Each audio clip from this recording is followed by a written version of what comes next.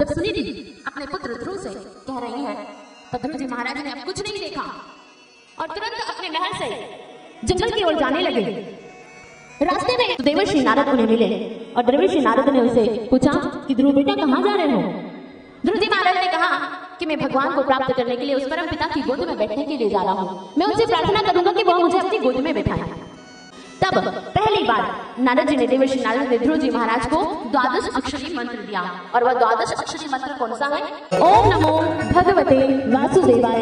यह मंत्र 12 अक्षरी मंत्र सर्वप्रथम देवर्षि नारद ने ध्रुव जी महाराज को दिया और उस मंत्र के प्रभाव से आज ध्रुव जी महाराज जंगल में वन में एकांत में जाकर के एक पैर पर खड़े होकर ध्रुव जी महाराज ने भगवान की तपस्या को प्रारंभ किया।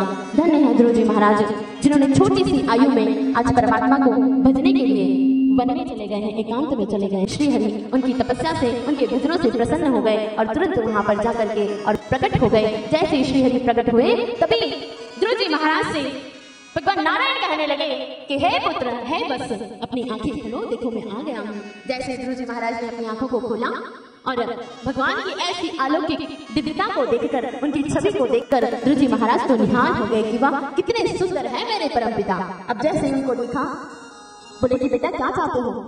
बोले मैं कुछ ज्यादा तो नहीं पर हे परम पिता मैं आपकी गोद में बैठना चाहता हूँ। भगवान कहने लगे जिसने मुझे इतना भजा और मुझे प्रसन्न किया उस छोटे से प्यारे से बालक को तो मैं भी लाड़ करना चाहता हूँ। मैं भी पिता के तुल्य पुत्र के तुल्य तुम्हें लाड़ करना चाहता हूँ, प्यार करना चाहता हूँ। और बड़े प्यार के साथ में भगवान ने स्वयं उनको अपनी गोद में बिठाया और लाड़ करने लगे श्री हरि नारायण। धन्य है ध्रुव जी महाराज जिन्होंने भगवान को प्राप्त कर उनकी गोद में बैठने का अवसर भी प्राप्त किया।